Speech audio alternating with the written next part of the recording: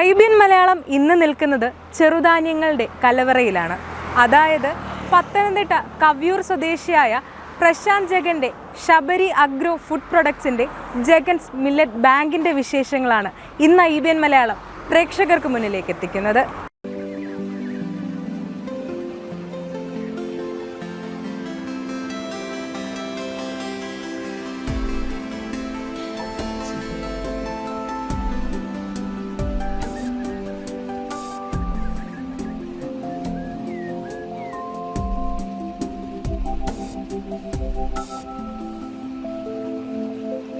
എല്ലാവരും പലതരത്തിലുള്ള കൃഷികളാണ്. അപ്പോൾ എവിടെ നോക്കിയാലും കുട്ടി കർഷകരുണ്ട്. അതിൽ നിന്ന് മാറി മില്ലറ്റ് കൃഷി അല്ലെങ്കിൽ ചെറുധാന്യ കൃഷിയിലേക്ക് വരാനുള്ള താങ്കളുടെ ഒരു പ്രചോദനം എന്തായിരുന്നു? ഒരു കാലത്ത് നമ്മുടെ നാടിൻ്റെ നിത്യഭക്ഷണമായിരുന്ന എന്തൊക്കെയോ കാരണങ്ങളാൽ അന്യം നിന്നുപോയ ഈ ചെറുധാന്യങ്ങളെ അല്ലെങ്കിൽ മലയാളി മറക്കുന്ന ഈ ചെറുധാന്യങ്ങളുടെ നമ്മളുടെ തീന്മേശയിലേക്ക് തിരികെ എത്തിക്കാനുള്ള ഒരു എളിയ ശ്രമമാണ് ആ ചെറുധാന്യത്തോടുള്ള എൻ്റെ താല്പര്യം ഈ കൃഷിയിലൂടെ ഞാൻ പ്രാവർത്തികമാക്കുവാൻ ശ്രമിച്ചുകൊണ്ടിരിക്കുന്നത്. ഭാരതം 2018 ദേശീയ പോഷകാഹാര വർഷമായിട്ട് ആചരിച്ചിരുന്നു. നമ്മളുടെ ഈ കൊച്ചു കേരളത്തിൽ കാര്യമാത്ര പ്രസക്തമായ പ്രാധാന്യം അല്ല ഒരു ചലനവും ഈ 2018 ആ വർഷാചരണം ഉണ്ടാക്കിയില്ല. ഭാരതത്തിൻ്റെ മഹത്തായ ഒരു നിർദ്ദേശം ഐക്യരാഷ്ട്രസഭയുടെ പൊതുസഭയുടെ മുൻപാകെ അല്ലെങ്കിൽ ഫുഡ് ആൻഡ് അഗ്രികൾച്ചറൽ ഓർഗനൈസേഷൻ സഭയുടെ മുൻപാകെ ഭാരതം സമർപ്പിക്കുകയും അതായത് ഭാരതത്തിൻ്റെ സ്വത്ത് ലോകത്തിൻ്റെ ആരോഗ്യത്തിനായിട്ട് നമ്മുടെ ഗവൺമെൻറ് വിഭാവനം ചെയ്തിരുന്നു. ഇന്ത്യാസ് വേൾഡ്സ് ഹെൽത്ത് എന്ന. ഭാരതം ഒരു കാർഷിക സംസ്കാരത്തിൽ ഊന്നി നിൽക്കുന്ന ഒരു രാജ്യമാണ്. നമ്മുടെ സംസ്കാരം കൃഷിയാണ്, അല്ലെങ്കിൽ നമ്മളുടെ സമ്പദ്ഘടനയുടെ ബാക്ക് ബോൺ എന്ന് തന്നെ അറിയപ്പെടുന്നത് കൃഷിയുമാണ്. ഇത്തരത്തിൽ കൃഷിയിലൂടെ വിളവെടുക്കുന്ന ഏകദേശം 3000-3500 വരുന്ന ധാന്യങ്ങളെ ലോക ജനതയുടെ ആരോഗ്യത്തിനായിട്ട് നമ്മൾ നിർദ്ദേശം നൽകുകയും ഈ പ്രാധാന്യം മനസ്സിലാക്കി അതുപോലെ തന്നെ ലോകം 2050 എത്തുമ്പോൾ ഇന്നത്തെ കുരുന്നുകൾ നാളത്തെ മുതിർന്നവർ അന്ന് അനുഭവിക്കാൻ പോകുന്ന 2 മഹത്തായ ദുരന്തങ്ങളുണ്ട്. അത് ഈ കഴിഞ്ഞ വേളകളിൽ നാം അനുഭവിച്ച കോവിഡ് എന്ന് പറയുന്ന മഹാമാരിയേക്കാൾ ഒരുപക്ഷെ 10 മടങ്ങ് ശക്തമായിട്ട് അന്ന് അനുഭവിക്കേണ്ടതായിട്ട് വരും. അതിൽ ആദ്യത്തേത് പോഷകാഹാരക്കുറവെന്നുള്ളതാണ്. മറ്റൊന്ന് ജലദൗർലഭ്യം. അത് നമുക്ക് വളരെ സുപരിചിതമാണ് അല്ലേ. ഇപ്പം നമ്മുടെ തൊടികളും കിണറുകളും വയലുകളും ഒക്കെയും 365 ദിവസത്തിൽ ബഹുഭൂരിപക്ഷം ദിവസങ്ങളിലും വറ്റി വരണ്ട് കിടക്കുക അല്ലേ. ഇത് ജലദൗർലഭ്യത്തെ കൂട്ടുകയാണ്. ഒരു നാണയത്തിൻ്റെ ഇരുവശങ്ങൾ പോലെ നിൽക്കുന്ന ഈ 2 ദുരന്തങ്ങളെ നിർമ്മാർജ്ജനം ചെയ്യണമെങ്കിൽ മില്ലറ്റ് എന്ന് പറയുന്ന ഈ ചെറിയ വാക്ക്, ഒരു 3-4 അക്ഷരങ്ങൾ ചേരുന്ന ഒരു വാക്കാണെങ്കിലും ഇതിന് വലിയ പ്രാധാന്യമുണ്ട്. ആ പ്രാധാന്യം മനസ്സിലാക്കി നിരവധി അംഗരാജ്യങ്ങൾ വളരെ പെട്ടെന്ന് തന്നെ ഭാരതത്തിൻ്റെ ഈ നിർദ്ദേശത്തെ പൂർണ്ണമായിട്ടും പിന്താങ്ങുകയും അതിൻ്റെ ഫലമായിട്ട് 2021 മാർച്ച് മാസം ഐക്യരാഷ്ട്രസഭ 2023 അന്താരാഷ്ട്ര ചെറുധാന്യ വർഷമായിട്ട് പ്രഖ്യാപിക്കുകയുണ്ടായി. ലോകം ഒരു കുടക്കീഴിൽ വളരെ പ്രാധാന്യത്തോടു കൂടിയിട്ട് ആഘോഷിച്ചിരുന്നു. പക്ഷേ എന്തുകൊണ്ടോ പ്രമേഹം അല്ലെങ്കിൽ ജീവിതശൈലി രോഗങ്ങളുടെ തലസ്ഥാനമെന്നറിയപ്പെടുന്ന നമ്മളുടെ ഈ കൊച്ചു കേരളം ഇപ്പോഴും ചെറുധാന്യങ്ങളെ തിരിച്ചറിയുന്നുണ്ടോ എന്നുള്ളത് ഓരോ മലയാളിയും സ്വയം ചോദിക്കേണ്ട ഒരു കാര്യമാണ്. എൻ്റെ ഈ കഴിഞ്ഞ 2-3 വർഷങ്ങളായിട്ടുള്ള ചെറുധാന്യ പ്രചരണ യാത്രയിൽ ഏകദേശം ഒരു 50,000-ലധികം സ്കൂൾ കുട്ടികളുമായിട്ട് ഞാൻ സംവദിക്കുകയുണ്ടായി. ഞാൻ ഈ ചെറുധാന്യങ്ങളിൽ കൂടുതലായിട്ട് കോൺസെൻട്രേറ്റ് ചെയ്യുന്നത് കുഞ്ഞുങ്ങളെയാണ്. അതായത് ലോകാരോഗ്യ സംഘടന നാളെയുടെ ഭക്ഷണമായിട്ട് ഫ്യൂച്ചർ ഫുഡായിട്ട് വരെ പ്രഖ്യാപനം നടത്തിയിട്ടുള്ള ഈ ചെറുധാന്യങ്ങളെ പഠിപ്പിച്ചു കൊണ്ടുവരേണ്ടത് കുഞ്ഞുങ്ങളിലാണ്. ഒരു കാലത്ത് റാഗി കൊടുത്താണ് കുഞ്ഞുങ്ങളെ വളർത്തിക്കൊണ്ടിരുന്നത്. കാരണം കുഞ്ഞ് ജനിച്ചു കഴിയുമ്പോൾ മുട്ടുകാലയിൽ എഴിഞ്ഞു തുടങ്ങി അവൻ ഭക്ഷണം ചവച്ചരിക്കാൻ തുടങ്ങുന്ന സമയമാകുമ്പോഴേക്കും അവൻ്റെ എല്ല് വളരണം, എല്ലുറയ്ക്കണം, പല്ല് വളരണമെന്ന് കാത്തിരിക്കുന്ന മാതാപിതാക്കളായിരുന്നു. ഇന്ന് നമ്മൾ എത്ര കുട്ടികൾക്ക് ഇത്തരത്തിലുള്ള ധാന്യങ്ങൾ കൊടുക്കുന്നുണ്ട്, പോഷകങ്ങളാൽ സമ്പന്നമായിട്ടുള്ളത്. അപ്പോൾ ഈ കുട്ടികൾക്ക് കാണാൻ വേണ്ടിയിട്ടാണ് ഞാൻ കൂടുതലായിട്ടും ഈ പാതയോരങ്ങളിൽ വിവിധങ്ങളായിട്ടുള്ള ചെറുധാന്യങ്ങൾ നട്ടുപിടിപ്പിക്കുന്നത്. ഇപ്പോൾ ഓരോ സ്കൂളിൽ നിന്നും നിരവധി കുട്ടികൾ വരുന്നു. അതിനൊപ്പം തന്നെ അവിടുത്തെ ടീച്ചേഴ്സിനെയൊക്കെ വളരെയധികം അപ്രീഷിയേറ്റ് ചെയ്യുന്നുണ്ട്. കാരണം അവർ ആ പ്രാധാന്യം അവരുടെ കുട്ടികളിലേക്ക് കൊടുക്കുവാൻ താല്പര്യമെടുത്ത് വരുന്നത് കൊണ്ടാണ് എന്നെപ്പോലെയുള്ള ഈ ചെറുധാന്യ പ്രചാരകർക്ക് കൂടുതൽ ഊർജ്ജമാകുന്നത്. ഏകദേശം ഞാൻ നേരത്തെ സൂചിപ്പിച്ചതുപോലെ ഒരു 50,000-ലധികം കുട്ടികളെ കേരളത്തിലെ കുട്ടികളോട് ഞാൻ സംവദിച്ചിട്ടുണ്ട്. അപ്പം തുടക്ക സമയത്തൊക്കെയും കുട്ടികൾക്കൊന്നും അറിയില്ലായിരുന്നു. എന്നാൽ ഈ കഴിഞ്ഞ മാസം വന്ന കുട്ടികളെ എന്നെടുത്താൽ തന്നെ അവർക്ക് വളരെ നന്നായിട്ട് അറിയാം. ഈ 9 ചെറുധാന്യങ്ങളിൽ ഭാരതം ലിസ്റ്റ് ചെയ്യപ്പെട്ടിട്ടുള്ളത് 9 ചെറുധാന്യങ്ങളാണ്. അതിലുള്ള ചെറുധാന്യങ്ങളിൽ ഒരു 4 ചെറുധാന്യങ്ങളുടെയെങ്കിലും പേരുകൾ പറയുന്ന 2ാം ക്ലാസ്സുകാരനും 3ാം ക്ലാസ്സുകാരനും ഒക്കെ ഉണ്ട്. അത് നമുക്കൊരു വലിയ നേട്ടമാണ്. നമ്മൾ മലയാളി തിരിച്ചറിഞ്ഞില്ലെങ്കിലും കുഞ്ഞുങ്ങൾ അതിനെ തിരിച്ചറിയുന്നു എന്നുള്ളത്. പക്ഷേ അതിന് അപ്പുറമായിട്ട് വിഷമം ഉണ്ടാക്കുന്നൊരു കാര്യം, ഈ വരുന്ന കുട്ടികളോടൊക്കെ ഞാൻ ചോദിക്കാറുണ്ട്, നിങ്ങൾക്ക് അറിയാവുന്ന അസുഖങ്ങൾ എന്തൊക്കെയാണ്? അപ്പം ഞാൻ ഈ ചോദിക്കാൻ തയ്യാറാകുമ്പോൾ തന്നെ എൻ്റെ മനസ്സിലുണ്ടായിരുന്നത്, ഈ 2ാം ക്ലാസ്സിലും 3ാം ക്ലാസ്സിലും ഒക്കെ പഠിക്കുന്ന സമയത്ത് എൻ്റെ മനസ്സിലുണ്ടായിരുന്ന രോഗങ്ങളെന്ന് പറഞ്ഞു കഴിഞ്ഞാൽ ഛർദി, വയറിളക്കം, അല്ലെങ്കിൽ ചൊറി, ചിരങ്ങ്, തലവേദന, വയറുവേദന ഇതുപോലൊക്കെ ഉള്ളതായിരുന്നു. പക്ഷേ ഇന്നത്തെ കൊച്ചു കുട്ടികൾ പറയുന്നത്, അവരുടെ പ്രൊനൗൺസിയേഷൻ കേട്ടാൽ പോലും നമ്മൾ അതിശയിച്ചു. കൊളസ്ട്രോൾ, ഹൈപ്പർ ടെൻഷൻ, BP, പ്രമേഹമെന്നല്ല അവർ പറയുന്ന ഡയബറ്റിക്. അപ്പോൾ ആ അന്നത്തെ എൻ്റെ അല്ലെങ്കിൽ ഒരു 40 വർഷം 35 വർഷത്തിന് മുമ്പുണ്ടായിരുന്ന ചെറുപ്പകാലവും ഇന്നത്തെ കുട്ടികളുടെ ചെറുപ്പകാലവും കൂടി ഞാനൊന്ന് കമ്പയർ ചെയ്ത് നോക്കി. എനിക്ക് ഭയങ്കര വിഷമമാണ്. കാരണം ഈവൻ കുട്ടികളുടെ എങ്ങനെയാണ് ഈ cholesterol, hyper tension, even triglyceride എന്ന് പറയാൻ തയ്യാറായ കുട്ടികളുണ്ട്. അപ്പോൾ അവരെങ്ങനെയാണ് പറയുന്നത്? കാരണം അവരുടെ വീട്ടിൽ ഒരു ദിവസം ഒരു പലതവണയെങ്കിലും ഇത്തരത്തിലുള്ള രോഗങ്ങളുടെ പേരുകൾ പറയുന്നുണ്ടാവും, അല്ലെങ്കിൽ അവൻ്റെ സമൂഹത്തിൽ ഇത് പറയുന്നുണ്ടാവും, അല്ലെങ്കിൽ അവൻ പോകുന്ന വഴിക്കൊക്കെ ഇതിൻ്റെ ബോർഡുകൾ ഉണ്ടായിരിക്കുക. അപ്പോൾ ഇത് കുട്ടികളിലേക്ക് ആഴ്ന്നിറങ്ങിയിരിക്കുക. ഇനി നമ്മൾക്കൊരു ട്വിസ്റ്റ് ഉണ്ടാക്കി കൊടുക്കുക എന്നുള്ളതാണ്. ഇത്തരം രോഗങ്ങൾ അവരുടെ മനസ്സിൽ പതിഞ്ഞു കഴിഞ്ഞു. ഈ രോഗങ്ങൾക്ക് ചെറുധാന്യങ്ങൾ എത്രത്തോളം പ്രായോഗികമാകുമെന്നുള്ളത് കുട്ടികളെ പറഞ്ഞു കൊടുക്കണം. കാരണം ഇന്നത്തെ മാനവരാശി അനുഭവിക്കുന്ന എല്ലാ ജീവിതശൈലി രോഗങ്ങൾക്കും, കോവിഡിന് മുമ്പ് ഒരുപക്ഷേ ജീവിതശൈലി രോഗങ്ങൾ എന്നാണ് കേട്ടിരുന്നതെങ്കിൽ ഇന്ന് നൂതന ജീവിതശൈലി രോഗങ്ങളാണ്. നമ്മൾ ഈ റോഡിലുള്ള ഹൈബ്രിഡ് വണ്ടികൾ, അല്ലെങ്കിൽ new technology, new missile technology എന്നൊക്കെ പറയുന്നത് പോലെ പുതിയ ടെക്നോളജി ഡെവലപ്മെൻറ്റ് പോലെയാണ് ഈ അസുഖങ്ങൾ, അല്ലേ? മോഡേൺ ലൈഫ് സ്റ്റൈൽ ഡിസോർഡേഴ്സ് എന്നാണ് പറയുന്നത്. അപ്പോൾ ഇതിനെ നമ്മൾ മനസ്സിലാക്കി കൊണ്ടുവരേണ്ടിയിരിക്കും. അത് നമ്മുടെ ഭക്ഷണ രീതി പാടെ മാറേണ്ടിയിരിക്കുന്നു. പോഷകങ്ങൾ നിറഞ്ഞതായിട്ടുള്ള ഭക്ഷണങ്ങൾ നമ്മൾ കൂടുതൽ ഉൾപ്പെടുത്തുക, അല്ലെങ്കിൽ നാരുകൾ അടങ്ങിയ ഭക്ഷണങ്ങൾ. ചെറുധാന്യങ്ങളുടെ പ്രധാനപ്പെട്ട ഒരു ഹൈലൈറ്റ് തന്നെ ഇത് നാരുകളാൽ സമ്പന്നമാണ്, ഫൈബർ റിച്ച് എന്നാണ് പറയുന്നത്, അല്ലേ? നമുക്കിപ്പം നാരുകൾ കിട്ടണമെങ്കിൽ പരമ്പരാഗതമായി നമ്മൾ കഴിച്ചുകൊണ്ടിരുന്നത് കൂമ്പ്, ചേമ്പും തണ്ട്, വാഴപ്പിണ്ടിയൊക്കെയാണ്. ഇപ്പോൾ അതൊന്നും കഴിക്കാൻ നമുക്ക് വളരെ ബുദ്ധിമുട്ടാണ്, കിട്ടുന്നില്ല. അപ്പോൾ ആ സ്ഥാനത്താണ് ഇത്ര സമ്പന്നമായിട്ടുള്ള പോഷകങ്ങളാൽ സമ്പന്നമാണ് നാരുകൾ പോലെയും അതുപോലെ calcium, magnesium, potassium, iron, niacin, thiamine, അങ്ങനെ പറയുന്ന പല ന്യൂട്രീഷ്യൻസ് ആവശ്യമായ തോതിൽ അടങ്ങിയിരിക്കുന്നതാണ് ഈ ചെറുധാന്യങ്ങളെന്ന് പറയുന്നത്. അപ്പം നമ്മൾ രോഗികളായി കഴിഞ്ഞു. മലയാളിക്ക് അരിയും ഗോതമ്പും കഴിഞ്ഞ് വേറൊരു മാർഗ്ഗവുമില്ല, അല്ലേ? നമ്മൾ അരിയാണ് ആദ്യം നമ്മുടെ മനസ്സിലേക്ക് വരുന്നത്. അത്തരത്തിലുള്ള കാർബോഹൈഡ്രേറ്റ് കൂടിയതായിട്ടുള്ള ഇത്തരത്തിലുള്ള ഭക്ഷണം ഒഴിവാക്കി കമ്പാരേറ്റീവ്ലി കാർബോഹൈഡ്രേറ്റ് കുറവും നാരുകളാൽ സമ്പന്നമായിട്ടുള്ളതും, പിന്നീട് എടുത്തു പറയേണ്ടത് ഗ്ലൂട്ടനാണ്. കുട്ടികളിലേക്ക് ഞാൻ ഏറ്റവും കൂടുതൽ പറഞ്ഞു കൊടുക്കുന്നൊരു വാക്കാണ് ഗ്ലൂട്ടൻ, അല്ലേ? അതൊരു പുതിയ വേർഡ് തന്നെയായിരുന്നു. എനിക്കും ഈ കഴിഞ്ഞ ഒരു 3-4 വർഷം മുമ്പാണ് ഞാൻ ഈ ഗ്ലൂട്ടനെ കുറിച്ച് അറിയുന്നത്. ഗോതമ്പ്, മൈദ പോലെ ഉള്ള ഭക്ഷണം, നമ്മുടെ ഇപ്പോൾ അരി കഴിഞ്ഞാൽ ഏറ്റവും കൂടുതൽ നമ്മൾ കഴിക്കുന്നത് മൈദയാണ്, അല്ലേ? ഇതിനകത്ത് അടങ്ങിയിരിക്കുന്ന ഒരു പശപ്പശപ്പ് എന്ന് പറയുന്നത് ഗ്ലൂട്ടനാണ്. ആ ഗ്ലൂട്ടൻ ഉണ്ടാക്കുന്നത് വലിയ അസുഖങ്ങളാണ്, അല്ലേ? സീലിയാക്ക് പോലെയുള്ള രോഗങ്ങളുണ്ടാക്കും. നമ്മുടെ ചെറുധാന്യങ്ങളുടെ പ്രത്യേകത എന്ന് പറഞ്ഞാൽ ഇത് 100% ഗ്ലൂട്ടൻ രഹിതമാണ്. ഒന്ന് ഫൈബർ റിച്ചാണ്, ന്യൂട്രീഷ്യസ് ആണ്, മറ്റൊന്ന് ഗ്ലൂട്ടൻ രഹിതമാണ്. മൂന്നാമത്തെ ഒരു കാര്യം, എല്ലാ വീട്ടിലും പ്രമേഹ രോഗികളാണ്, അല്ലേ? നമ്മളൊരു 100 വീടെടുത്താൽ അതിലൊരു 80% വീടുകളിലും ഒരു വീട്ടിൽ 2 പേരെങ്കിലും വെച്ചിട്ട് ഡയബറ്റിക് രോഗികളാണ്, അല്ലേ? ഇത്തരത്തിലുള്ള അസുഖങ്ങൾക്ക് ചെറുധാന്യങ്ങൾ ഒരു മാർഗ്ഗമാണ്. കാരണം ഇതിൻ്റെ ഗ്ലൈസിമിക് സൂചിക എന്ന് പറയുന്നത് വളരെ കുറവാണ്. വളരെ സാവകാശത്തിൽ മാത്രമാണ് ചെറുധാന്യങ്ങളിൽ അല്ലെങ്കിൽ ഗ്ലൂക്കോസ് ഉൽപ്പാദനം നടക്കുക എന്ന് പറയുന്നത്. നമുക്കതിനെ ഒരു ചെറിയ ഉദാഹരണം പറഞ്ഞാൽ, ഒരു നിലവിളക്ക് കത്തിച്ച് വെക്കുമ്പോൾ നമ്മൾ എണ്ണ ഒഴിച്ച് തിരിയിട്ട് കത്തിക്കുക, അല്ലേ? അത് സാവകാശം കത്തി നമുക്ക് പ്രകാശം തന്നുകൊണ്ടേയിരിക്കുന്നു. അതിനെ ചെറുധാന്യങ്ങളായിട്ടും, മറ്റൊന്ന് നമ്മൾ ആ വിളക്കിനകത്ത് തന്നെ മണ്ണെണ്ണ ഒഴിച്ചോ പെട്രോൾ ഒഴിച്ചോ കത്തിച്ചാൽ വളരെ നൈമിഷികമായ സമയം കൊണ്ട് അത് കത്തിത്തീരും. അതാണ് ശരിക്കും ഈ അരി, ഗോതമ്പ് പോലെയുള്ള ഭക്ഷണം നമുക്ക് തരുന്നത്. പെട്ടെന്ന് തന്നെ നമ്മുടെ ശരീരത്തിലേക്ക് ഗ്ലൂക്കോസിൻ്റെ അളവ് കൂടി കത്തിത്തീരുക. പിന്നെ നമുക്ക് വണ്ടിക്ക് പെട്രോൾ ആവശ്യമെന്ന് പറഞ്ഞ പോലെ നമ്മുടെ ശരീരത്തിന് ഗ്ലൂക്കോസ് വേണം. ആ ഗ്ലൂക്കോസ് കിട്ടാതെ വരുമ്പോഴാണ് നമ്മൾ പുതിയ മരുന്നുകൾ തേടി പോകുന്നത്. അപ്പോൾ ചെറുധാന്യങ്ങൾ ഈ 3 കാര്യത്തിലും വളരെ സമ്പന്നമാണ്. ഈ ചെറുധാന്യങ്ങളെയാണ് ഈ കൃഷിയിലൂടെ ഞാൻ തിരികെ കൊണ്ടുവരാൻ ശ്രമിച്ചുകൊണ്ടിരിക്കുന്നത്.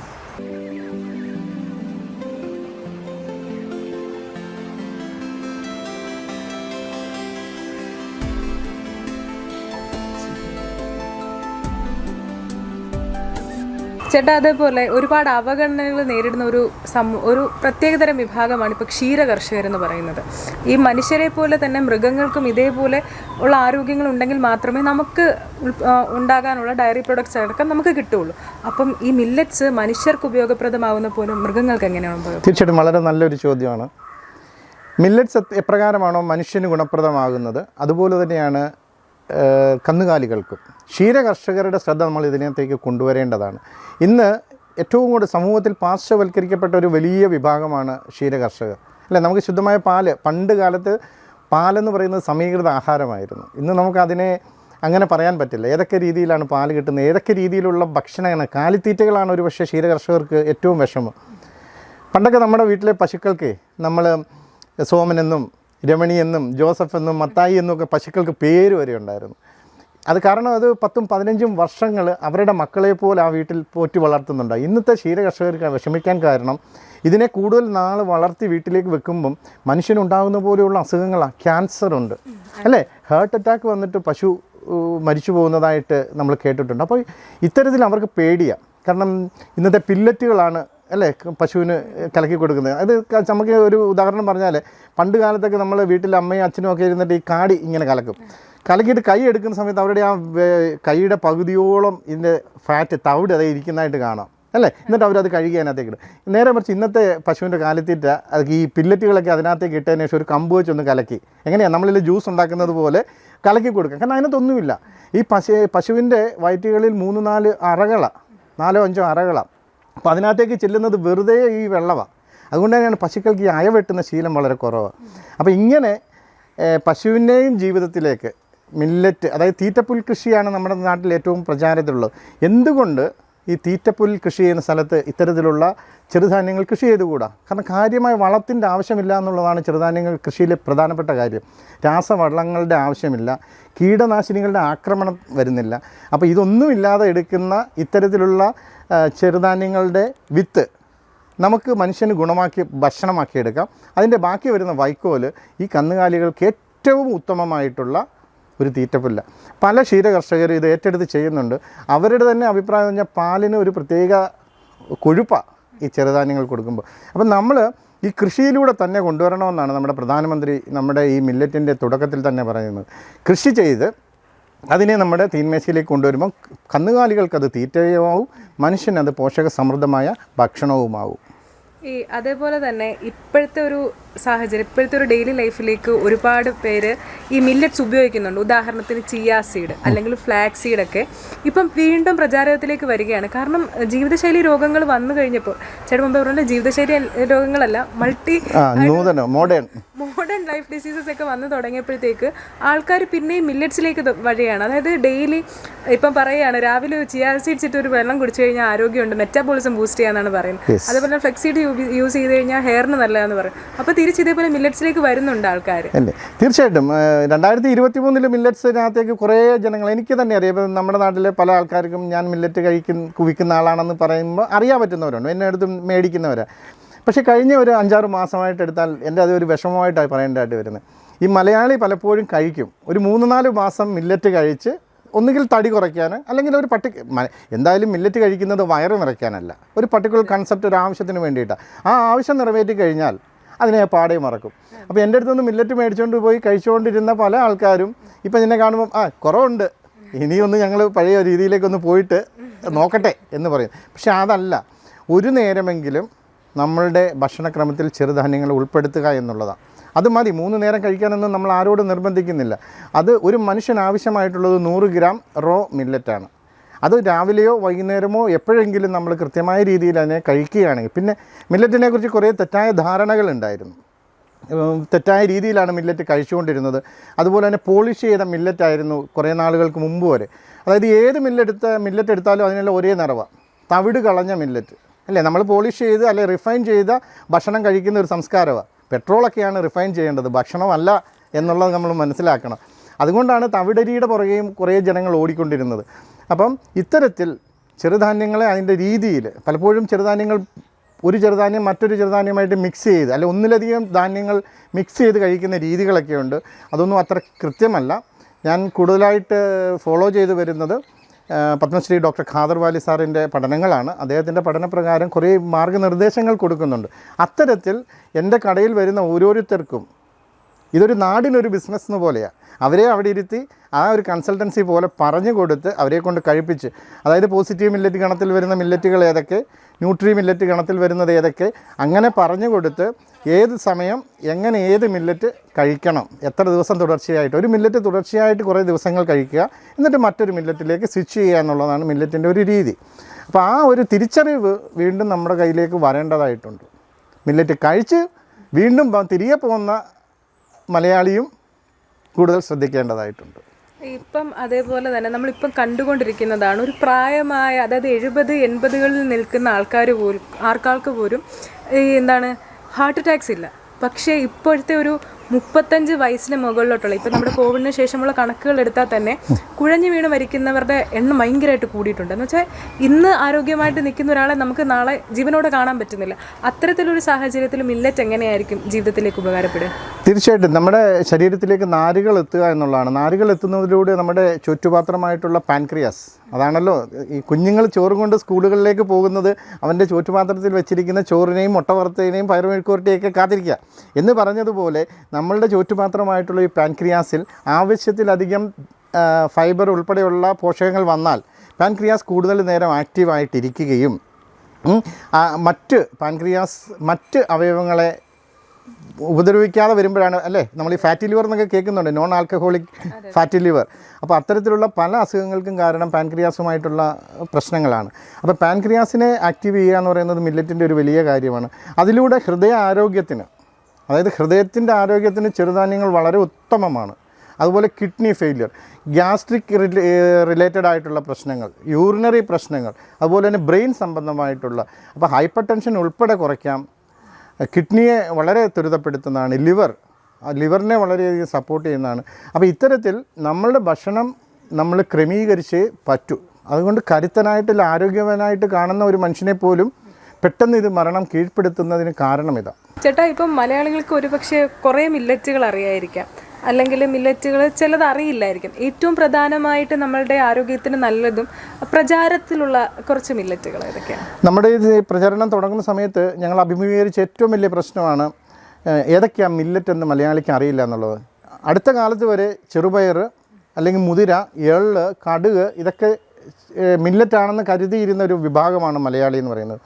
ചെറുധാന്യങ്ങൾ പ്രധാനമായിട്ട് 9 എണ്ണമാണ്. 2023 നമ്മുടെ യൂണിയൻ ബഡ്ജറ്റിൽ ആരാധ്യയായ നമ്മുടെ ഫിനാൻസ് മിനിസ്റ്റർ ശ്രീമതി നിർമ്മല സീതാരാമൻ അവർ ഏറ്റവും കൂടുതൽ എടുത്തു പറഞ്ഞ ഒരു വാക്കാണ് ശ്രീ അന്നം.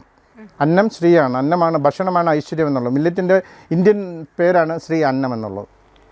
അതിൽ 10 മില്ലറ്റിനെയാണ് നമ്മുടെ മന്ത്രി എടുത്തെടുത്ത് പറഞ്ഞത്.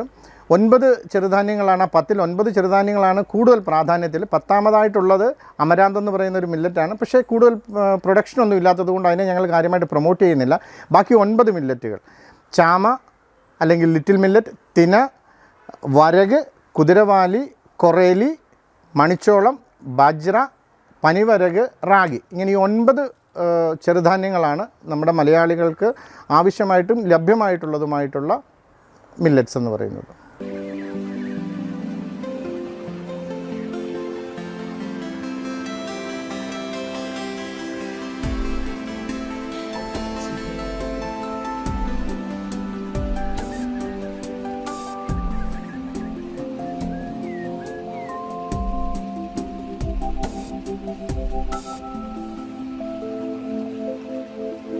ഈ 2023 അന്താരാഷ്ട്ര മില്ലറ്റ് ദിനം വർഷമായിട്ട് ആചരിച്ചിട്ടുണ്ടായിരുന്നു, ഒരു കുടക്കീഴിൽ എല്ലാവരെയും ചേർത്ത്. എന്നിട്ടും എന്തുകൊണ്ടായിരിക്കാം മലയാളി, അല്ലെങ്കിൽ ഏറ്റവും കൂടുതൽ ഇപ്പം മലയാളികളാണല്ലോ ഈ ഡയബറ്റിക്സിൽ 1ാം സ്ഥാനത്ത് തന്നെ നിൽക്കുന്നത് മലയാളികളാണ്. തീർച്ചയായിട്ടും. അപ്പോൾ അങ്ങനെ ഒരു സാഹചര്യത്തിൽ എന്തുകൊണ്ടായിരിക്കും ചെറുധാന്യത്തിൻ്റെ ഏറ്റവും കൂടുതൽ കൃഷി ചെയ്യാൻ, ഈ മില്ലറ്റ്സ് കൃഷി ചെയ്യാൻ ഏറ്റവും ആപ്ലിക്കബിൾ ആയിട്ടുള്ള, അല്ലെങ്കിൽ ഏറ്റവും കംഫർട്ടബിൾ ആയിട്ടുള്ളൊരു സ്പേസ് ഉള്ളതും കേരളത്തിലാണ്. ഇതേപോലെ തന്നെ ഈ പ്രമേഹ രോഗികളടക്കം ജീവിതശൈലി രോഗങ്ങൾ ഒരുപാടുള്ള ആൾക്കാരും ഉള്ളത് കേരളത്തിലാണ്. അപ്പോൾ എന്തുകൊണ്ടായിരിക്കാം മലയാളി മില്ലറ്റ്സിൻ്റെ ഒരു ഉപയോഗം മറന്നു പോകുന്നത്? ഒരുപക്ഷെ ഇതിനെക്കുറിച്ചിട്ടുള്ള ബോധവൽക്കരണങ്ങൾ വളരെ കുറവാണ്. നമ്മുടെ സ്റ്റേറ്റ് കുറച്ചും കൂടിയിട്ട് ഇതിനകത്ത് ശ്രദ്ധിക്കേണ്ടതായിട്ടുണ്ട്. നമ്മുടെ പ്രാഥമിക ആരോഗ്യ കേന്ദ്രങ്ങളാണ് സാധാരണ ജനതയുടെ ഒരു ആശ്രയ കേന്ദ്രം. അവിടെ പോലും മില്ലറ്റിന് യാതൊരു വിധമായ പ്രചരണവും കൊടുക്കുന്നില്ല.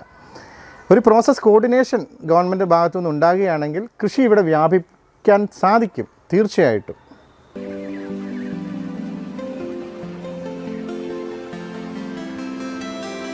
ഈ നമ്മളുടെ സർക്കാരിൻ്റെ ഭാഗത്ത് നിന്ന് അല്ലെങ്കിൽ നമ്മളുടെ ഗവൺമെൻറ്റിൻ്റെ ഭാഗത്ത് നിന്ന് എത്തരത്തിലായിരിക്കണം ഈ മില്ലറ്റ് കൃഷി പ്രോത്സാഹിപ്പിക്കേണ്ടത്? നമ്മുടെ ഗവൺമെൻറ് സംവിധാനങ്ങൾ വളരെ ഊർജ്ജസ്വലമാണ്. കൃഷി ഡിപ്പാർട്ട്മെൻ്റ് ആണെങ്കിലും വ്യവസായിക ഡിപ്പാർട്ട്മെൻ്റ് ആണെങ്കിലും പുതു സംരംഭകരെ കൊണ്ടുവരാനും പുതിയ പുതിയ കാർഷിക അവസരങ്ങൾ നൽകുന്നതിനകത്ത് വളരെയധികം നമ്മുടെ ഉദ്യോഗസ്ഥ വൃന്ദത്തെ ഞാൻ വളരെയധികം എപ്പോഴും ബഹുമാനിക്കുന്നതാണ്. ആ കാര്യത്തിൽ വളരെ പ്രൊഫഷണലായിട്ടുള്ള വെൽ എക്യുപ്പേർഡ് ആയിട്ടുള്ള സംവിധാനങ്ങളാണ് ഇത്. ഞാൻ നേരത്തെ സൂചിപ്പിച്ചതുപോലെ ഇതിൻ്റെ കൃഷി രീതികളും ഒരുപക്ഷെ നമ്മൾ 1, 2, 3 പ്രാവശ്യം കൃഷി ചെയ്താൽ പരാജയപ്പെട്ടു. കാരണം നമ്മുടെ ക്ലൈമാറ്റിക് ഇഷ്യൂസ് നമുക്ക് വളരെ കൂടുതൽ, ഏത് സമയത്താണ് ശക്തമായ മഴ വരുന്നതെന്നറിയില്ല, ശക്തമായ ഉണക്കപ്പഴ വരുന്നതെന്നറിയില്ല. അപ്പോൾ അതിനനുസരിച്ച് ജനങ്ങളെ ഒന്ന് തയ്യാറാക്കണം. 1, 2 പ്രാവശ്യം പരാജയപ്പെടാം, പക്ഷേ ആ പരാജയപ്പെട്ടാലും അവർക്ക് കൂടുതൽ പ്രോത്സാഹനം നൽകി ഇതിനെ പ്രോസസ്സ് ചെയ്യുക എന്നുള്ളതാണ് ഏറ്റവും ബുദ്ധിമുട്ടായിട്ടുള്ളത്. ഈ സാധാരണ മില്ലുകളിലൊന്നും ഇതിനെ പ്രോസസ്സ് ചെയ്തെടുക്കാൻ സാധിക്കില്ല. അതിന് പ്രത്യേകമായിട്ടുള്ള ടെക്നോളജി മില്ല് സംവിധാനങ്ങളും ഉണ്ട്, മെഷീനറികളും ഉണ്ട്. അപ്പോൾ അങ്ങനെ ഗവൺമെൻറ് ഓരോ പഞ്ചായത്തിലും ആ രീതിയിലേക്ക് കൊണ്ടുവരേണ്ടിയിരിക്കുന്നു. ഒരു കോർഡിനേഷൻ വന്നാൽ തീർച്ചയായിട്ടും നമ്മുടെ മില്ലറ്റ് കൃഷി കൂടുതൽ പ്രധാനമാകും. ഇപ്പം നമ്മുടെ സർക്കാരിൻ്റെ ഭാഗത്ത് നിന്ന് കേന്ദ്ര സർക്കാരിൻ്റെ തൊഴിലുറപ്പ് പദ്ധതിയുണ്ട്. തൊഴിലുറപ്പ് പദ്ധതിയിലൂടെ ഇങ്ങനൊരു മില്ലറ്റ് കൃഷി മുമ്പോട്ട് വെച്ച് കഴിഞ്ഞാൽ ഒരു പക്ഷേ അത് ആ ഒരു പ്രത്യേക വാർഡിനാണെങ്കിലും അല്ലെങ്കിൽ ആ ഒരു പഞ്ചായത്തിനാണെങ്കിലും അത് ഗുണം ചെയ്യില്ലേ? നല്ല നിർദ്ദേശമാണ്. കാരണം ചെറുധാന്യങ്ങളുടെ ഒരു വലിയ പ്രത്യേകത ഇത് വളരെ കുറച്ച് നാളുകൾ മതി ഇത് കൃഷി ചെയ്യാൻ. പരിപാലനം തുലവും വേണ്ട എന്ന് തന്നെ പറയാം. അപ്പം നമ്മൾ കൃഷി വിളവിനിട്ടാൽ നമുക്ക് എന്തിനുണ്ട് 90 ദിവസം എന്ന് പറഞ്ഞാൽ കണ്ണടച്ച് തുറക്കുന്ന പോലെയാണ് 90 ദിവസം അല്ലേ. 65 തൊട്ട് 90 ദിവസം അല്ലെ 100 ദിവസത്തിനുള്ളിൽ തന്നെ വിളവെടുക്കാൻ സാധിക്കുന്നതാണ് നമ്മുടെ ഈ ചെറുധാന്യങ്ങൾ. പിന്നെ വീണ്ടും നമുക്ക് പ്രശ്നം എന്ന് പറയുന്നത് ക്ലൈമറ്റ് അനുസരിച്ച് നമ്മളിതിനെ തയ്യാറാക്കേണ്ടിയിരിക്കുന്നു. ഈ തൊഴിലുറപ്പ് പോലെയുള്ള സംവിധാനങ്ങളിൽ നമുക്ക് ചെറുധാന്യങ്ങളെ കൊണ്ടുവരാൻ സാധിക്കും തീർച്ചയായിട്ടും. അതേപോലെ തന്നെ ഇപ്പോൾ ഈ പറഞ്ഞല്ലോ സ്കൂൾ കുട്ടികളുടെ ഭാഗത്ത് നിന്ന് അസുഖങ്ങളെക്കുറിച്ച് ചോദിക്കുമ്പം ചേട്ടൻ്റെ പ്രായത്തിലുള്ള ആൾക്കാർ കേട്ടിട്ട് പോലും ഇല്ലാത്ത അസുഖങ്ങളെ പറ്റി ഹൈപ്പർ ടെൻഷൻ എന്നൊക്കെ കുട്ടികൾ ഭയങ്കര സ്ഫുടമായിട്ടാണ് പറയുന്നത്. അപ്പോൾ അവർക്കൊരു ബോധവൽക്കരണം കൊടുക്കാൻ അല്ലെങ്കിൽ മില്ലറ്റിൻ്റെ ഉപയോഗത്തെക്കുറിച്ച് പറഞ്ഞു കൊടുക്കാൻ സ്കൂൾ തലത്തിലോ അല്ലെങ്കിൽ പഞ്ചായത്ത് തലത്തിലോ സെമിനാറുകളോ വെബിനാറുകളോ വെച്ച് കഴിഞ്ഞാൽ നല്ലതായിരിക്കില്ലേ? തീർച്ചയായിട്ടും. നമ്മുടെ ഇവിടെ അടുത്ത് തന്നെയുള്ള ഒരു 15ഓളം സ്കൂളുകൾ, ഗവൺമെൻറ് സ്കൂളുകളൊക്കെ നന്നായിട്ട് പ്രൊമോട്ട് ചെയ്യുന്നുണ്ടായിട്ട് എനിക്ക് മനസ്സിലായിട്ടുണ്ട്. പിന്നീട് ഞങ്ങൾ കഴിഞ്ഞ വർഷം കേരള സർക്കാർ മുൻപാകെ നവകേരള സദസ്സിൽ ഞങ്ങളൊരു പ്രപ്പോസൽ കൊടുത്തിരുന്നു. നമ്മുടെ സ്കൂൾ പാഠ്യപദ്ധതിയിലേക്ക് ചെറുധാന്യങ്ങളെ കൊണ്ടുവരണം. അതിന് നമുക്കൊരു സർക്കുലർ റിപ്ലൈയും കിട്ടിയിരുന്നു. 2026 കരിക്കുലം റിവിഷൻ കമ്മിറ്റിയിലേക്ക് നമ്മളുടെ ആ ഒരു റിക്വസ്റ്റ് അവർ ഉൾപ്പെടുത്തിയിരുന്നെന്ന് നമുക്ക് ഒരു അറിയിപ്പ് കിട്ടി. 6ാം സ്റ്റാൻഡേർഡിലും 9ാം സ്റ്റാൻഡേർഡിലേക്കും ചെറുധാന്യങ്ങൾ സ്ഥാനം പിടിച്ചു കഴിഞ്ഞു എന്ന് ആ കാര്യത്തിൽ എനിക്ക് വളരെ സന്തോഷമുണ്ട്. അതേപോലെ തന്നെ ഈ സ്കൂൾ കുട്ടികളെ നമുക്ക് കൃഷി, പ്രധാനമായിട്ടും കൃഷി, അതിനപ്പുറത്തേക്ക് മില്ലറ്റ് കൃഷി വിപുലീകരിക്കാൻ വേണ്ടി സ്കൂളുകളിൽ തന്നെ നമുക്ക് ഇങ്ങനെ ഒരു പദ്ധതി ആവിഷ്കരിച്ചാൽ ചേട്ടൻ അതിന് മുൻകൈ എടുക്കാൻ തയ്യാറാണ്? തീർച്ചയായിട്ടും. ഞാൻ 48ഓളം സ്കൂളുകളിലും കോളേജുകളിലും നമ്മുടെ മർത്തമ കോളേജ് ഉൾപ്പെടെ ഈ സമീപ പ്രദേശങ്ങളിലുള്ള കോളേജുകളിലൊക്കെയും നമ്മൾ മാതൃകാ മില്ലറ്റ് തോട്ടങ്ങൾ അത് ഞങ്ങൾ സൃഷ്ടിച്ചു. ഒരു 1 or 2 സെൻറ്റിൽ മതി. എന്നിട്ട് അവിടുത്തെ NSS വിഭാഗത്തിൻ്റെ നാഷണൽ സർവീസ് സ്കീമിൻ്റെ കുട്ടികളാണ് അതിനെ പരിചരിച്ച് വളർത്തിക്കൊണ്ടുവരുന്നത്. എന്നിട്ട് അതിൽ 1 or 2 കുട്ടികൾ അതിനെക്കുറിച്ചൊരു പ്രോജക്റ്റ് ഉണ്ടാക്കും. ഇത് ഡേ 1 തൊട്ട് ഇത് 90ാമത്തെ ദിവസം അല്ല 100ാമത്തെ ദിവസം വിളവെടുക്കുന്നത് വരെയുള്ള ഇതിൻ്റെ വ്യത്യാസങ്ങൾ, ഇത് എങ്ങനെയൊക്കെയാണ് പരിപാലിക്കുക, അതൊക്കെ തയ്യാറാക്കിയിട്ടുണ്ട്. ഈ 48 എന്നുള്ളത് 4800 ആയിട്ട് നമ്മൾക്ക് കൊണ്ടുവരേണ്ടിയിരിക്കുന്നു. കുട്ടികളുടെ മനസ്സിൽ ഒരിക്കൽ ഈ മില്ലറ്റ് പതിഞ്ഞാൽ തീർച്ചയായിട്ടും അവൻ്റെ ഭാവി വളരെ സുരക്ഷിതമാവും. അവൻ ആഗ്രഹമുണ്ട്, അവന് ചോക്ലേറ്റും മുട്ടായിയും ഒക്കെ വാങ്ങിക്കൊടുക്കുന്ന അമ്മൂമ്മയെയും അപ്പൂപ്പനെയും അസുഖമില്ലാതെ കൂടുതൽ നാൾ അവന് കാണേണ്ടത് അവൻ്റെ ഒരു സന്തോഷമാണ്. മറ്റൊരു പ്രധാനപ്പെട്ട കാര്യം, നമ്മുടെ വീട്ടിലെ വനിത അല്ലേ, ഭക്ഷ്യമന്ത്രി എന്ന് പറയുന്ന വനിത തീരുമാനിക്കണം നമ്മുടെ വീട്ടിലെ അംഗങ്ങൾ ആരോഗ്യമായിട്ടിരിക്കാൻ. എളുപ്പവഴിയിലൂടെ കുറേ കാര്യങ്ങൾ നമ്മൾ ചെയ്ത് വെക്കുക. ബിരിയാണി ഉണ്ടാക്കാം അല്ലേ, പുലാവ് വെക്കാം. ചെറുധാന്യങ്ങളുടെ ഒരു വലിയ പ്രശ്നം എന്ന് പറഞ്ഞാൽ ചെറുധാന്യങ്ങൾ വെച്ചിട്ട് എന്തൊക്കെ ചെയ്യാമെന്ന് അറിയില്ല എന്നുള്ളത്. അതാണ് മലയാളി വെക്കുന്ന ഒരു എക്സ്ക്യൂസ്. അപ്പം ഞങ്ങൾ ഒറ്റവാക്കി പറയുന്നത്, അരിയും ഗോതമ്പും വെച്ച് നമ്മൾ എന്തൊക്കെ ചെയ്യുന്നു, ദോശ, ഇഡലി, പുട്ട്, പുലാവ്, പായസം, ഉപ്പുമാവ്, ഇതൊക്കെയും നമുക്ക് ചെയ്യുവാൻ സാധിക്കും. അപ്പോൾ കുട്ടികൾ കഴിക്കുന്നില്ല എന്നാണ് പറയുന്നത് ചെറുധാന്യങ്ങൾ. അത് തെറ്റാ. കുട്ടികൾക്ക് ഇഷ്ടമുള്ള രീതിയിൽ ഇതിനെ ആക്കി കൊടുക്കുകയാണെങ്കിൽ, ഇപ്പോൾ ഷെയ്ക്ക് ഉണ്ടാക്കുന്ന പോലും നമുക്ക് മില്ലറ്റിൻ്റെ പൊടിയാണ് അതിനകത്ത് ചേർക്കാൻ പറ്റുന്നത്. അപ്പോൾ കുഞ്ഞിന് ഇഷ്ടമുള്ള രീതിയിൽ ഉണ്ടാക്കി കൊടുക്കേണ്ടത് നമ്മളുടെ ഭക്ഷ്യമന്ത്രിയുടെ കടമയാണ്. അതേപോലെ തന്നെ ഇപ്പം മില്ലറ്റിൻ്റെ ഒരു കൃഷി രീതിയെ പറ്റിയിട്ട് വളരെ ചുരുക്കമായിട്ടൊന്ന് പറഞ്ഞു കൊടുക്കാമോ? മില്ലറ്റ് നമ്മൾ നമ്മുടെ നാട്ടിൽ ഇപ്പം ഇഞ്ചി, മഞ്ഞൾ ഇതൊക്കെ ചെയ്യുന്ന രീതിയിൽ തന്നെ വാരം കോരി തന്നെ നമുക്ക് ചെയ്യാം. ഒരു ചെറിയ അടിവളമായിട്ട് കൊടുക്കേണ്ടതായിട്ടുണ്ട്. നിലമൊരുക്കിയതിന് ശേഷം ചാണകം നമുക്ക് അടിവളമായിട്ട് കൊടുക്കാം. അതിനുശേഷം വിത്ത് പാകി പറിച്ച് നടുന്ന രീതിയായിരിക്കും ഏറ്റവും ഉത്തമം. കാരണം നമ്മൾ നമ്മുടെ പുരയിടത്തിലേക്ക് ഇത് പാകി കിളിച്ച് വരുന്ന സമയത്ത് എലി പോലെയുള്ള ജീവികൾ വന്ന് ഇതിനെ കടിച്ച് തിന്നാൻ സാധ്യതയുണ്ട്. അപ്പം നമ്മൾ എവിടെയെങ്കിലും കംഫർട്ടബിളായിട്ടുള്ള ഒരു സ്ഥലത്തിന് നട്ട് വളർത്തിയതിന് ശേഷം ഒരു 15-20 ദിവസം ആകുമ്പം ഇതിനെ നമുക്ക് പറിച്ച് നടാം. അതായത് ഒരു 15 സെൻറ്റിമീറ്റർ അകലത്തിൽ നമുക്കിതിനെ പറിച്ച് നട്ടാൽ ഇതിനെ ഒരു 30 ദിവസം ഇടവേളകളിൽ ഈ ജൈവ സ്ലറി അല്ലെങ്കിൽ ജൈവ വളം, ചാണകം വെച്ചിട്ടുള്ള സ്ലറി ഇതുപോലെയുള്ള വളങ്ങൾ മാത്രം നമ്മൾ കൊടുത്താൽ മതി. പക്ഷേ ഇന്നത്തെ നമ്മുടെ ഈ കാലാവസ്ഥയിൽ കുറച്ച് നനച്ചു കൊടുക്കേണ്ടതായിട്ട് വരും. ഇവിടുത്തെ ചൂട് വളരെ കൂടുതലല്ലേ, അപ്പോൾ അതിന് നനവ് കൂടുതലായിട്ട് ഇവിടെ ആവശ്യമായിട്ട് വരും. നമുക്ക് ശരിക്കും മില്ലറ്റിന് നനവ് വളരെ കുറവ് മതി, വെള്ളം വളരെ കുറച്ച് മതി എന്നാണ് നമ്മൾ ആദ്യം തന്നെ പറയുന്നത്. പക്ഷേ നമ്മുടെ ഇപ്പോഴത്തെ ഈ ചൂട് മില്ലറ്റിന് താങ്ങാൻ പറ്റാവുന്നതല്ല. ചില മില്ലറ്റുകളുടെ കാര്യത്തിൽ പറയുന്നത് ഈ കൃഷി ചെയ്യുന്ന ഒരു പ്ലോട്ടിൽ, അതായത് പനിവരക അല്ലെങ്കിൽ പ്രോസോ എന്ന് പറയുന്ന ഒരു മില്ലറ്റ് കൃഷി ചെയ്യുന്ന ആ പ്ലോട്ടിൻ്റെ ഏതെങ്കിലും ഒരു കോണിൽ ഒരു ഡ്രോപ്പ് വെള്ളം ഒഴിച്ചു കൊടുത്താൽ പോലും കിളിർത്ത് വരുന്നതാണ് മില്ലറ്റ് അല്ലെങ്കിൽ പ്രോസോ മില്ലറ്റ് എന്ന് പറയുന്നത്. വരകെന്ന് പറയുന്ന മില്ലറ്റിനെ പറയുന്നത് വറവുകാലത്തെ തുണയെന്ന, അല്ലെങ്കിൽ പാറപ്പുറത്ത് വാരി വിതറിയാൽ പോലും കിളിർത്ത് വരുന്നതാണ് വരകെന്ന് പറയുന്ന മില്ലറ്റ്. അപ്പോൾ അതിനകത്ത് നിന്ന് മനസ്സിലായത് എന്താ, ഇത്രയധികം വെള്ളത്തിൻ്റെ ആവശ്യം കുറവ് മതി. പക്ഷേ നമ്മുടെ ജോഗ്രാഫി എന്നുള്ളതൊരു ചെറിയ പ്രശ്നമായിട്ട് വരും. ഈ പ്രവാസ ജീവിതം കഴിഞ്ഞ് നേരെ മില്ലറ്റ് കൃഷിയിലേക്ക് ഇറങ്ങിയ ഒരാളാണ് താങ്കൾ. അപ്പം പ്രവാസ ജീവിതം ഒരിക്കലും മടുത്തത് കൊണ്ടല്ല, കോവിഡിൻ്റെ പ്രത്യേക സാഹചര്യങ്ങളുള്ളത് കൊണ്ട് തിരിച്ചു വരേണ്ടി വരുന്നു. അപ്പം മില്ലറ്റ് കൃഷി താങ്കളെ സംബന്ധിച്ചിടത്തോളം ലാഭകരമായിരുന്നു, അതോ ജീവിത സാഹചര്യത്തിലേക്ക് അത് ബുദ്ധിമുട്ടുണ്ടാകുന്നുണ്ടോ? മില്ലറ്റ് കൃഷി എനിക്കിപ്പോഴും ലാഭകരമല്ല. ഞാനിതിനെ ഒരു പ്രചരണത്തിന് വേണ്ടിയിട്ടാണ് ഇപ്പോഴും കൊണ്ടുവന്നുകൊണ്ടിരിക്കുന്നത്. പക്ഷേ ഞാനതിന് മനസ്സിലായ ഒരു കാര്യം, പ്രവാസ ജീവിതം മടുത്തിട്ടല്ല, കോവിഡ് എന്ന് പറയുന്ന മഹാമാരി പ്രവാസ സ്വപ്നം കെടുത്തുകയും എന്നാൽ ആ കോവിഡ് തന്നെയാണ് എന്നെ മറ്റൊരു സ്ഥലത്ത് ഒരു കാർഷിക സംരംഭകനാക്കിയത്. മില്ലറ്റിനെക്കുറിച്ച് ഇങ്ങനെ പഠിച്ചു വരുമ്പോൾ ഇതിനകത്തേക്ക് കൂടുതൽ ആകൃഷ്ടനാകാൻ കാരണം ഞാനൊരു ജൈവ കർഷകൻ്റെ മകനായിരുന്നു. അപ്പം നമുക്ക് മണ്ണിനോടുള്ള സ്നേഹവും ആ ഒരു മണവും ഒക്കെ നമുക്ക് പെട്ടെന്ന് തിരിച്ചറിയാൻ പറ്റും. ഒപ്പം തന്നെ പഞ്ഞപ്പുല്ലെന്ന് പറയുന്നത് അതൊക്കെ ഞാൻ കഴിച്ചതാണ്. പഞ്ഞപ്പുല്ലിനെ നമ്മൾ കഴിച്ചതാണ്, പെട്ടെന്ന് നമുക്ക് മനസ്സിലാവും. പിന്നീട് തിന എന്ന് പറയുമ്പം അയ്യേ തിന എന്ന് പറഞ്ഞിട്ട് ആക്ഷേപിക്കുന്ന തിനയെ ആഹാ തിന എന്ന് തിരികെ കൊണ്ടുവരിക എന്നുള്ള ഒരു ആവശ്യം എൻ്റെ മനസ്സിൽ കണ്ടു. കാരണം സ്വർണത്തിൻ്റെ തരികൾ പോലെയുള്ള ആ തിനയാണ് നമ്മൾ കിളിക്ക് കൊടുക്കുന്നതാണെന്ന് പറഞ്ഞിട്ട് ഒരു ഭ്രഷ്ട് ഉണ്ടാക്കുന്നത്. അതിനെയൊക്കെ നമ്മൾ തിരിച്ചു കൊണ്ടുവരണം. അതുപോലെ മറ്റൊരു പ്രധാനപ്പെട്ട മില്ലറ്റാണ് ചാമ, അല്ലേ? ഈ ചെറുധാന്യങ്ങളിൽ ഏറ്റവും ചെറുതാണ്, ലിറ്റിൽ മില്ലറ്റ് എന്നാണ് അതിൻ്റെ ഇംഗ്ലീഷ് തന്നെ, ഏറ്റവും ചെറുതാണ്. ഈ ചാമ വെച്ചിട്ട് എന്തെല്ലാം സ്ഥലപ്പേരുകളാണ്. ചാമവയൽ, ചാമപ്പാറ, ചാമപ്പറമ്പ്, ചാമക്കട, കൊല്ലത്തുള്ള ഒരു സ്ഥലം ചാമക്കട, പിന്നെ ചാമവയൽ, ചാമപ്പാറ. അതായത് നമ്മൾ ഇടുക്കിയിലേക്ക് കയറി പോകുന്ന ഒരു സ്ഥലത്തിൻ്റെ പേരാണ് ചാമപ്പാറ എന്ന് പറയുന്നത്. അപ്പോൾ ഇതൊക്കെ എന്ന് വെച്ചാൽ നമ്മളുടെ വളരെ ഗൃഹാതുരത്വം, നമ്മുടെ നാട്ടിനെ തിരികെ കൊണ്ടുവരാൻ സാധിക്കുന്ന ഒരു രീതിയാണ്. തന്നെയുമല്ല, ചെറുധാന്യങ്ങളാണ് ഭാവിയുടെ സുരക്ഷ എന്നുള്ളതാണ് ഞാൻ മനസ്സിലാക്കിയത്. അതുകൊണ്ട് ബിസിനസ് പരമായിട്ട് നമ്മൾ വലിയ നേട്ടത്തിലല്ല, എന്നിരുന്നാലും നമ്മൾ നമ്മുടെ നാടിനെ സപ്പോർട്ട് ചെയ്യുക എന്നുള്ളതാണ്. ഒപ്പം തന്നെ മറ്റ് സപ്പോർട്ടുകൾ തിരിച്ചും നമുക്ക് കിട്ടിയാലല്ലേ ഉള്ളൂ എന്നെപ്പോലെയുള്ള സംരംഭകർക്ക് ഇവിടെ പിടിച്ചു നിൽക്കാൻ പറ്റുന്നത്. അപ്പോൾ താങ്കളുടെ ഈ ഒരു കോൺസെപ്റ്റ് മലയാളി അംഗീകരിക്കട്ടെ, അല്ലെങ്കിൽ ലോകം അംഗീകരിക്കട്ടെ എന്ന് IBN മലയാളം ഹൃദയപൂർവ്വം ആശംസിക്കുകയാണ്. വളരെ സന്തോഷമുണ്ട്. IBN മീഡിയ നമ്മുടെ ചെറുധാന്യങ്ങൾക്ക് ഇത്രയധികം പ്രാധാന്യം എനിക്ക് തന്നെ തോന്നുന്നു. ഞാൻ മനസ്സിലെടുത്ത ഒരു പ്രാധാന്യം തന്നെയാണ് മീഡിയയും എനിക്കിപ്പോൾ തന്നതെന്ന് എനിക്ക് വളരെ സന്തോഷമുണ്ട്.